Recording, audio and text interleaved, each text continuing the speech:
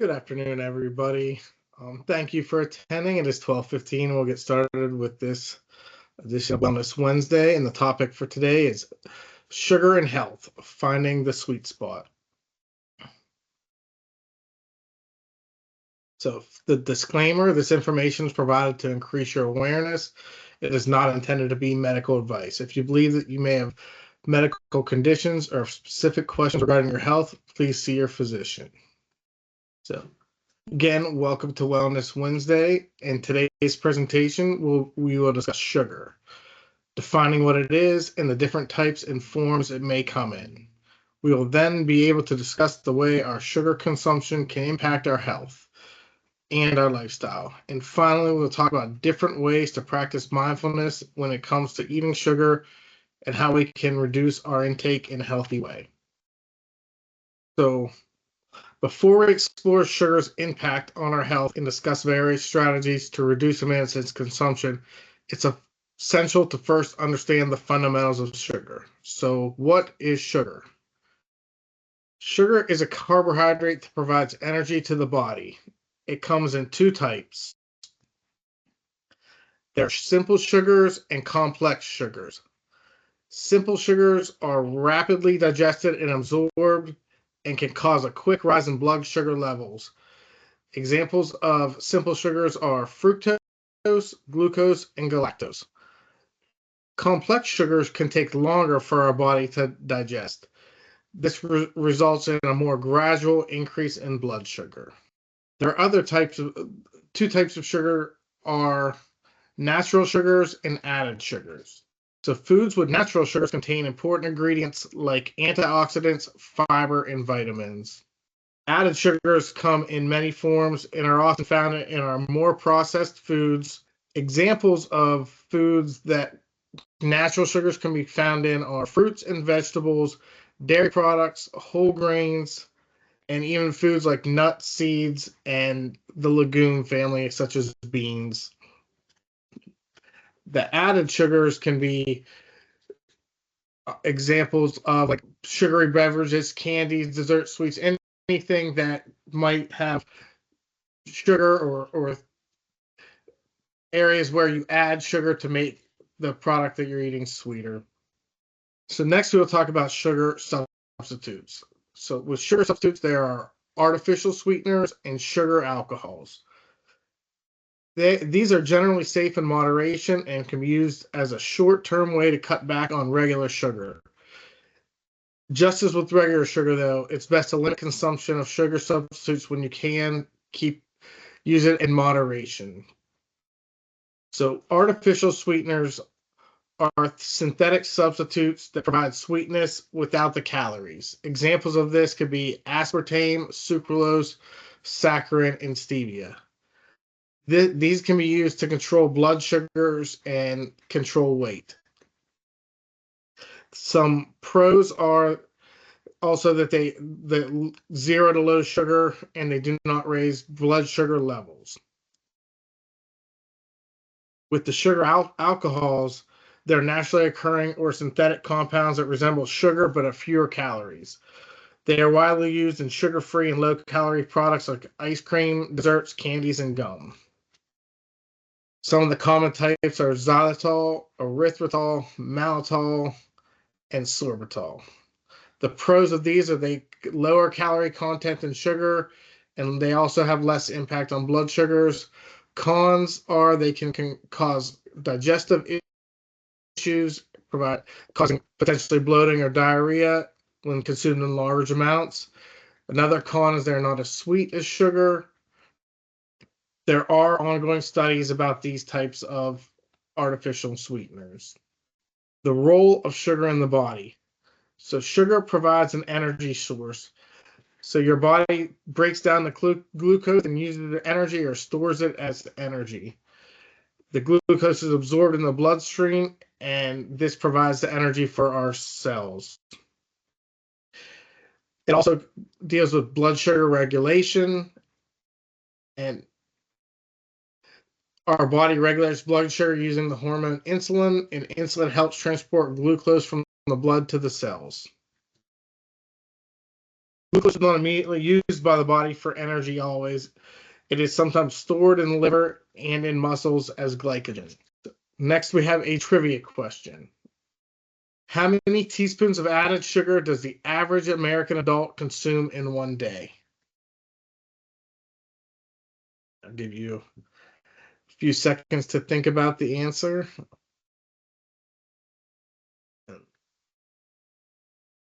So, in the United States, adults consume about 17 teaspoons of added sugar every day.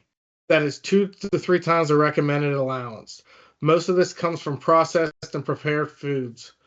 Over time, added sugar consumption may have gone down, but adults are still surpassing recommendations. So the guidelines for men are 9 teaspoons is recommended per day, and women is 6 teaspoons. Next will be the impact on health due to increased sugar consumption. We have diabetes. High sugar intake can lead to insulin resistance where the body's cells do not respond properly to insulin. This can result in elevated blood sugar levels and eventually type 2 diabetes. This is because high sugar levels overload in the pancreas, which impairs its ability to produce insulin. Next will be heart disease. Sugar can lead to higher cardiovascular risks, can also lead to poor lipid profiles, including high triglyceride levels and lower HDL or good cholesterol levels. High blood pressure is also a side effect of too much sugar as well. Too much sugar can lead to obesity. The sugar can be stored as fat, which leads to weight gain. Sugar can also cause dental problems. The sugar can feed the harmful bacteria in your mouth and this can lead to cavities and tooth decay. Sugar also leads to liver disease. Your liver can convert excess sugar into fat, and this can lead to non-liver fatty acid disease.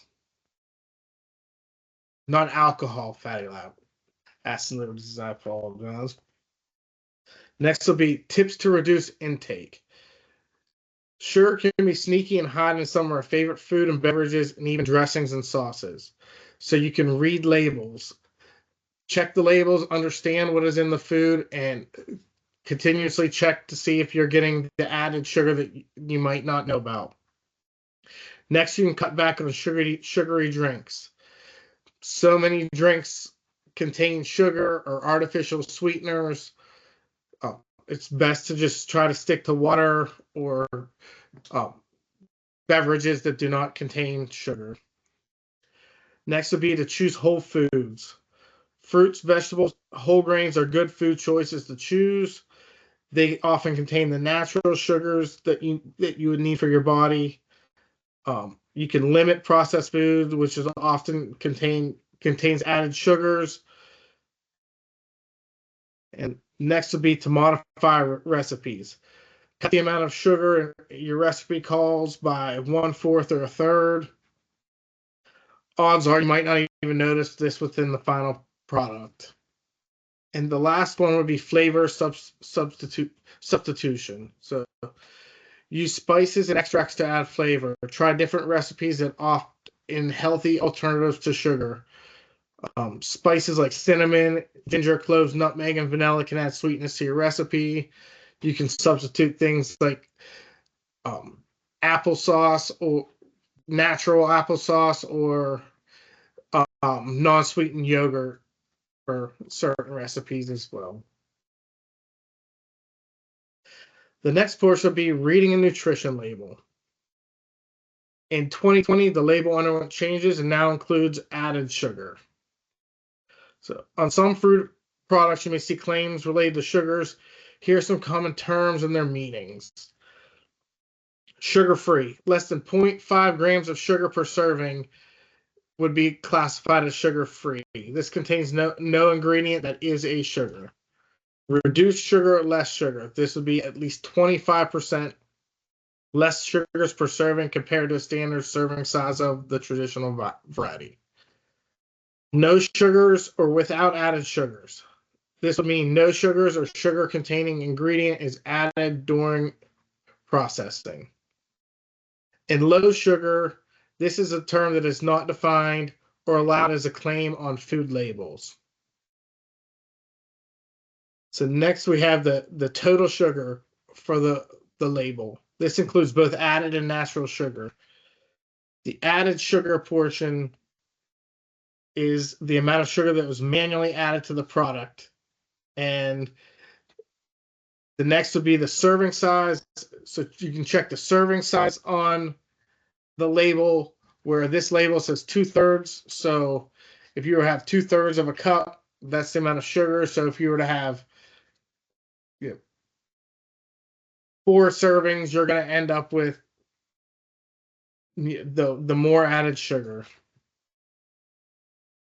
It's just important to check the food label to determine how much your servings are and how many grams of added sugar are in it, so that you can get a good handle on how much sugar that you are actually consuming with the product.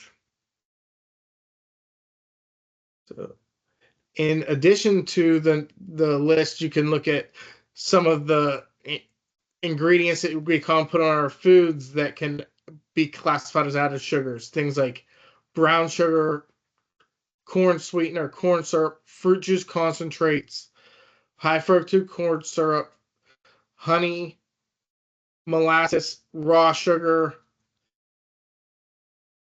and even some of the sugar molecules such as dextrose and glucose can be things that we add into products that we might not recognize as sugar, but they actually are. Next, we'll talk about rethinking your drink. Obviously, water is the best to choose. It helps with hydration, and it obviously doesn't have any added sugars. Next, you can add 100% juice or fruit, and you can try unsweetened beverages, but cut back slowly. Opt for unsweetened beverages like tea. Cutting back on sugar can be challenging, so consider mixing half regular tea with half unsweetened tea, and gradually transition to drinks with lower sugar content. Again, you can watch with these. Many of these have artificial sweeteners in it, so if you're not interested in taking those, check the labels on the back for the artificial sweeteners. And some are actually even really hidden. They don't even say diet or anything. You can grab some teas or some sports beverages, and they might have the artificial sweeteners in it. So if that's something that you don't want. So next, you can outsmart sugar any time of the day. For breakfast, you can choose black coffee or tea and use natural sweeteners like stevia. You can choose whole grains, select oatmeal or whole grain cereals, and try to refrain from putting any sugars or sweeteners in those. Have breakfast or lunch or snacks like yogurt, and add fresh fruit. For lunches, you can make sandwiches and or salads with fresh ingredients. Choose whole foods, whole fruits and vegetables, and lean protein. For dinner, preparing meals at home allows you to control the ingredients, so you can avoid sugars with your dinner meals. You can use herbs and spices for flavor instead of sugar, marinades, and sauces. Again, check the labels of the spice, your spices and your sauces that you're putting in, and ensure that there's not a massive amount of sugar. And stick to healthy snacks such as nuts, seeds, and yogurt instead of sugary desserts. So mindful consumption. You can have awareness. You recognize your sugar cravings and understanding the triggers. Are you truly hungry, or are you just filling time or boredom by eating? fill your time with activities you enjoy. Read a book, spend time outside, or complete puzzles. Being aware of what caused you to overconsume unhealthy foods can be one of the first steps in reducing sugar intake. Next would be stress management. If you're a stress eater, try relaxing activities rather than opening up your fridge for some sugary snacks. Many people eat more when stressed. Some may eat less. Find your way to manage. You can try guided meditations, participate in yoga, or finding another exercise that can keep your mind off of going to get a snack. Next will be mindful eating. Enjoy sweets in smaller portions. Focus on what you're eating and tasting in every bite. This can help with mindless snacking. And the last would be planning ahead, meal planning. Following a balanced diet rich in whole foods, vegetables, and proteins is important to reduce sugar cravings. So planning these meals throughout the week can keep you mindful of your sugar content and keep you sticking to a plan to help with the less sugar consumption. So the takeaways of this presentation: sugar is a carbohydrate our body uses as an energy source. Excessive intake, especially of added sugars, can have adverse health effects, and small steps can aid in controlling your sugar intake. Here are the references that we used for this presentation, and right now will be for any questions. I'll go ahead and put them in the chat. Thank you everybody for coming, and here are some other great resources at the end, and feel free to contact anybody in the wellness department if you have any questions or concern. Again, for questions, and appreciate everybody's joining me for the presentation. Everyone have a great rest of your afternoon.